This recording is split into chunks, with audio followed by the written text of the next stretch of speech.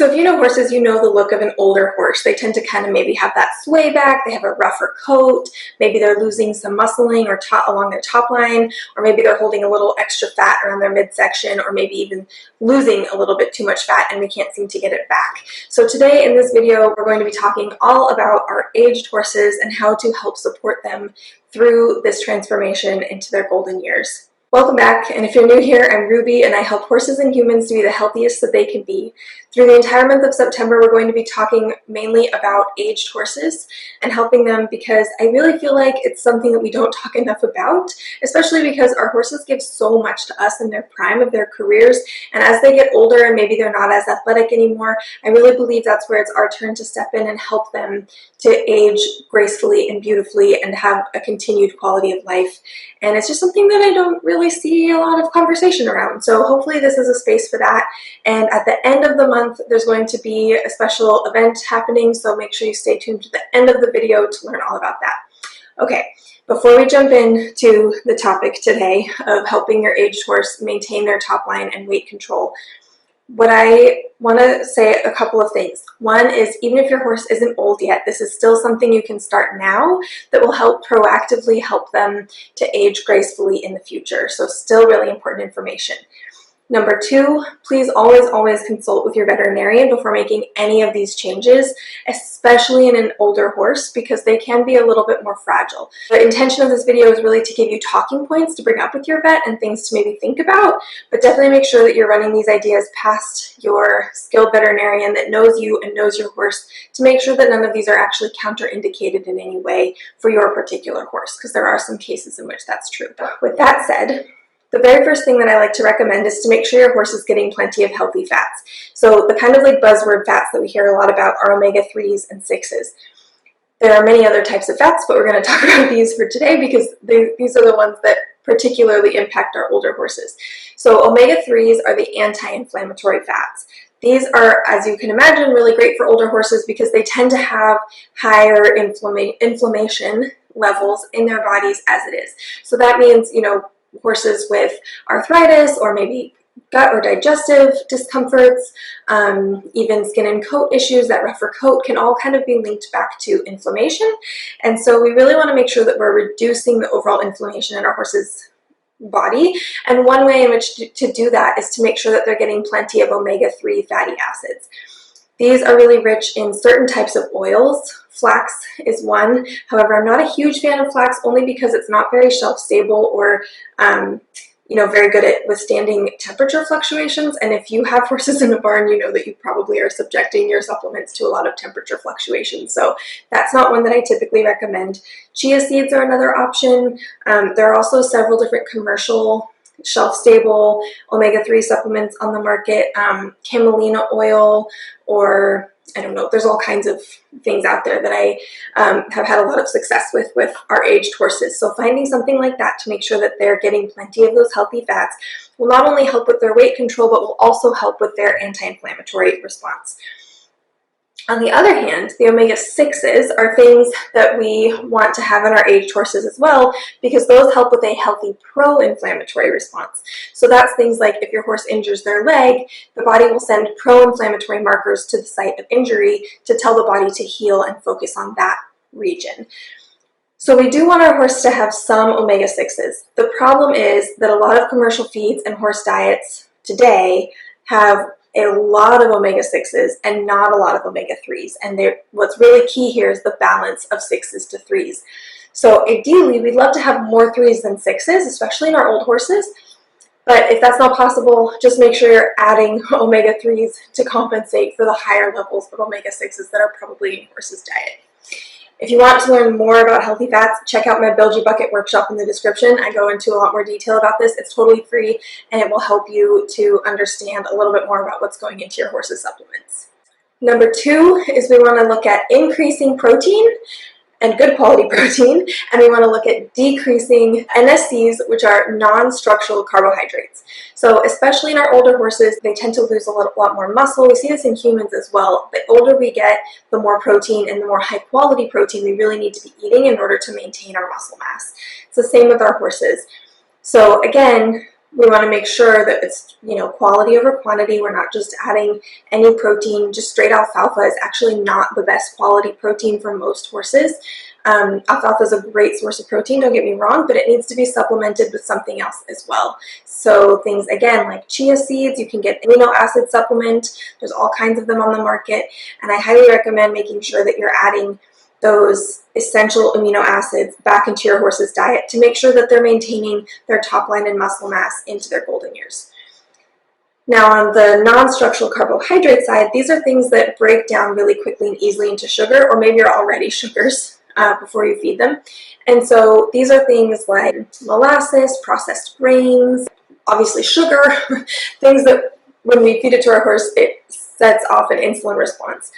In our old horses, we definitely don't want our NSC count to be over 15%, but the closer to 10 we can get, the better. This is because so many horses are prone to Cushing's disease and laminitis, which are both very dependent on the sugars in the diet. And so we want to make sure we're reducing those as much as possible to help prevent those before they occur. If your horse already has Cushing's or laminitis or something else, you know, metabolic related, that makes this even more important to make sure that that NSC level is very, very low. And again, talk to your vet about how much is appropriate for your particular horse. One way you can check this is just if you flip over your bag of feed on the guaranteed analysis, there will be an NSC percentage, and we just again want to make sure that that number is well below 15 and as close to 10 as possible is great. The third and final thing I like to recommend is to continue with gentle movement and to make sure that you're doing exercises that specifically target the top line and core muscles for your horse. So we want to be looking at, there's lots of different options here, and it really depends. This is going to vary greatly depending on how mobile your horse is. So especially if you have a horse, if you're watching this and you're thinking more preventively and proactively, and you're thinking, what can I do for my like 10-year-old horse that, you know, isn't quite old yet, but maybe we're headed down that road, or maybe 15-year-old horse that has some early signs of arthritis but isn't quite sore yet. That's going to be a really different conversation than the conversation about the horse that already has extremely progressed arthritis or laminitis and can't exercise as much anymore. And so essentially for the younger horses, we're going to be talking more about a longer warm-up, a longer cool-out, regular body work to help keep everything moving and functioning correctly. And then, you know, doing exercises and work to make sure that the top line is developing correctly. This can include pull work, hill work, all kinds of different things like that. Jumping can be helpful. And then another really important key factor, especially for our younger, more athletic horses, is tack fit. Because if our tack doesn't fit correctly, they're not going to be able to muscle correctly. So making sure that we're keeping up on all of those things to prevent these deteriorations down the road. For our older horses that are maybe less mobile, light exercise is the best thing for most horses. And again, talk to your vet because every horse is different, but most horses really benefit from light, regular exercise. So either turn out in a pasture where they maybe need to walk a small distance between the water and the feed several times a day, or hand walking your horse, regular turnouts, light lunging, getting on and hacking, walking some light trails with small hills. All of those things can be really beneficial in keeping your horse feeling comfortable and moving, as well as continuing to develop that top line and their core muscles. Now, if you're looking for more specific things, there are a couple of exercises, including the tummy tucks, which I would just do some research on how to do that correctly. Maybe I'll get around to making a video about that at some point. So tummy tucks are a good one for strengthening the core and top line. Another great thing to do is various pull exercises, and if it doesn't make your horse sore, you can do these out walk or even hand walking. But if it doesn't make your horse sore to do these, adding these into your routine to help encourage them to lift a little bit more and carry themselves a bit more. Small hills, walking or trotting if it's comfortable for your horse up and down the hills, even backing a few steps backwards up a hill can all be really helpful in continuing to work the top line and core. The key here though is that all of these, regardless of how young or old or athletic or non-athletic or anything like that your horse may be, The biggest, most important thing about all of this is that we really want to make sure that it's all very gentle. We never want to give our horse such a hard workout on their core or top line that they become sore or uncomfortable. These should all be small, gentle changes that we do over a period of time to build the strength and continue to maintain the strength.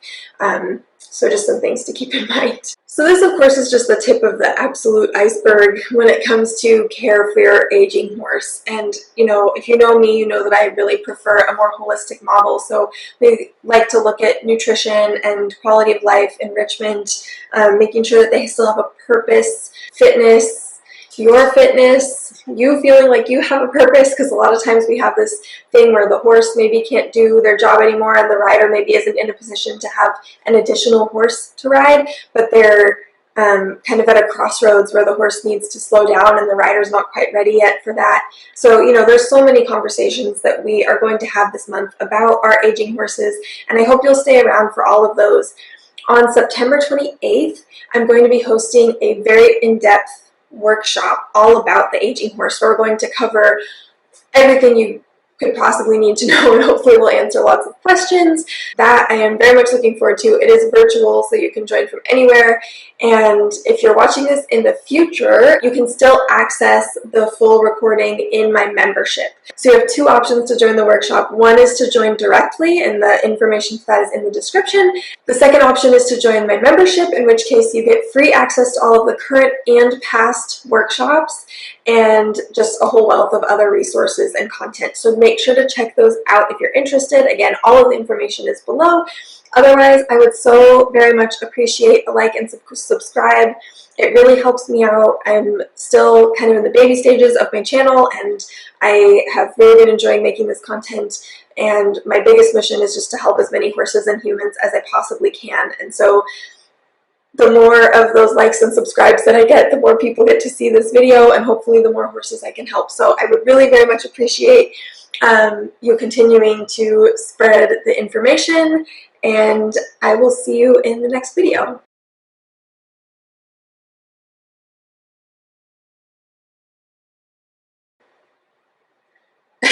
Good timing, very good timing.